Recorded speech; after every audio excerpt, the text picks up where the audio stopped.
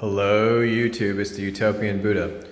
So basically what's going on with the history of humanity and the evolution of the human race is that we are slowly transitioning into the next stage of human evolution. This stage is open to everyone. It is the recognition that you are pure consciousness or the transcendental source of existence, which is Brahman. So it's spiritual evolution, right? But the thing is, you have to realize, and this is something that no one, I believe, has talked about yet, is that we're in a transitionary phase, right? So what that means is we're moving from humans who operate on the level of thought and rationality to aliens, right? Or Brahman, beings of bliss, which are beings of Brahman, right?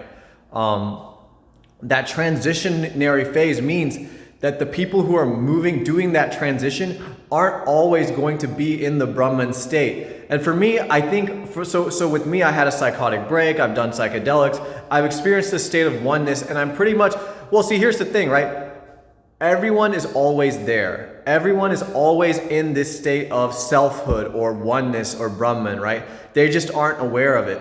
For me, I feel like I'm definitely like more, like I'm almost always like, yeah, I've realized it. I've realized it to a pretty much large degree, but I'm not always aware that I realized it, right? And that's like everyone, but I'm just more aware, I think. I don't know how it works exactly. But what I'm saying is like, I'm not always in the state of pure awareness. And sometimes I'm in like less awareness, and sometimes I'm in more awareness. Like I'm in total oneness, right? And I'm like, man, I am everything. I literally am. And then other times I'm just kind of like, and sometimes I'm in my thoughts, or sometimes I'm in my thinking mind, my creative mind, right? My mind, because of my psychotic breaks and my stabilization on a higher level of consciousness, if you want to call it that. We don't have to call it higher or whatever. We don't have to be all judgmental. But that stabilization has created, my thoughts are creative thoughts. I don't think as an individual self named Anshu. See, that's it. That's the explanation, right?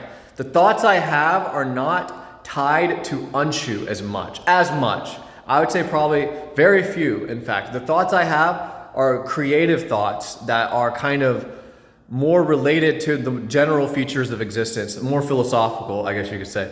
But also more, my thoughts are more like, they're like fireworks, right? Most people have a steady train of thought, right? Which is what creates their identity and the idea that they are this little self, right? This idea that you have a regular narrative, a regular dialogue or monologue of your thoughts going on in your head. That's what creates the self, the little self. I mean, the big self is created when you're in this state of stillness, oneness beyond thought. You have to just be able to rest in stillness all the time. All right, I think that was a good one, guys. That was a good one, I think. Good freestyle. All right, I'll see you guys.